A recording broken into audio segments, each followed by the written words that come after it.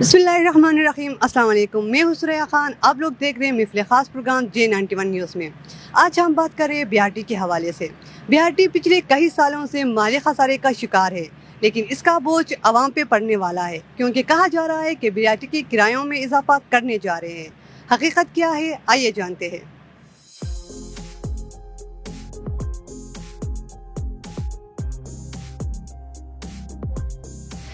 जी नाज़रीन, मेरे साथ मौजूद थे BRT के PRO सदफ कामिल।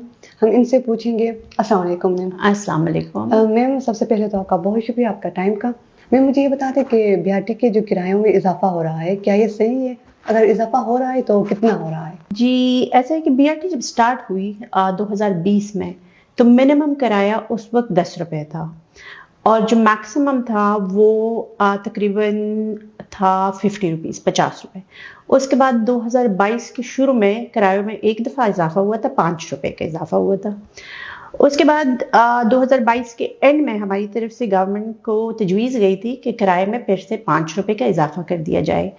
BRT के शुरू होने से अब तक किराए में सिर्फ 5 रुपए का इजाफा हुआ है, जबकि खर्चे हमारे सिंस फ्यूल की प्राइस डबल हो गई है, बिजली ज़्यादा हो गई है, मिनिमम वेज भी ज़्यादा हो गया है, तो उसकी वजह से कॉस्ट जो है वो ज़्यादा हो गई है। तो उसी को मैनेज करने के लिए ये तजवीज़ गई है कि किराए में 5 रुपए का इजाफा किया जाए।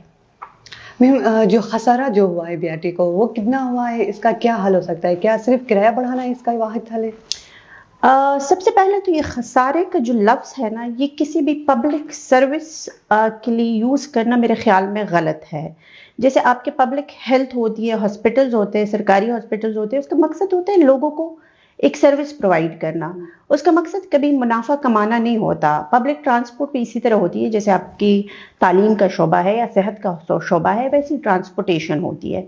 ये पूरी दुनिया में सब्सिडाइज्ड होती है, ये गवर्नमेंट के माली ताउन से चलती है और ये कहीं पे भी पूरी दुनिया में कहीं पे भी ये प्रॉफिट्स नहीं कमाती।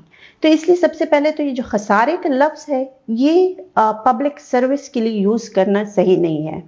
इस वक्त हमें सब्सिडी मिल रही है 6 अरब की, इसलिए कि जो हमारा एक पैसेंजर पे हमें जो एवरेज रेवेन्यू मिलता है वो 28 रुपए है और जो एवरेज खर्चा हमारा एक पैसेंजर पे आता है वो 80 रुपए है। तो जो 80 रुपए का किराया होना चाहिए वो बेसिकली 28 रुपए हमें एवरेज मिलता है और जो उसमें डिफरेंस आता है वो गवर्नमेंट पे करती है।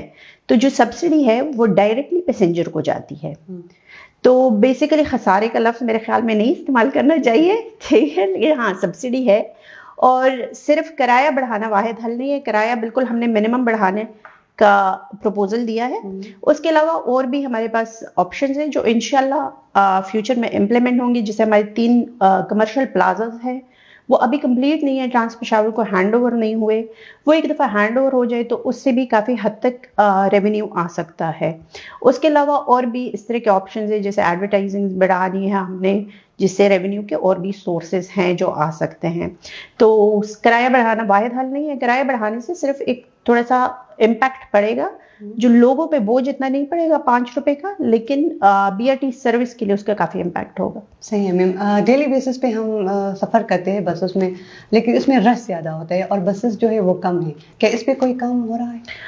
इस वक्त जो है हमारे पास 244 बसें हैं, जो हमारे इस प्रोजेक्ट के टोटल बसेस जितनी अप्रूव्ड है वो सारी की सारी हमारे पास आ चुकी है इस वक्त 244। और इसमें जो हमारी रोज़ाना की बुनियाद पे राइडरशिप है वो तकरीबन 3.5 लाख तक औसतन होती है, 3-3.5 लाख के बीच में होती है। और बसों में रश ऑब्वियसली इसलिए ज़्यादा होता है कि अफोर्डेबल है, सर्विस भी अच्छी है, लोग प्रेफर करते हैं। और दूसरी महंगाई इतनी हो गई है कि जो लोग अपनी गाड़ी अपने मोटरसाइकिल्स पे जाते होते थे वो भी अब BRT की तरफ आने लगे हैं। तो बसेस का ये है कि हमारा तजवीज़ तो है गवर्नमेंट को कि हमें मज़ीद बसेस प्रोक्योर करने चाहिए और उसके लिए हमें फंडिंग्स की ऑब्वियसली ज़रूरत भी है और वो होनी भी चाहिए। तो हो सकता है फ्यूचर में होनी चाहिए डेफिनेटली और इंशाल्लाह होंगी भी, लेकिन अभी फ़िलहाल हमारे पास 244 बसें हैं और वो सारी कम्प्लीटली एक्टिव है।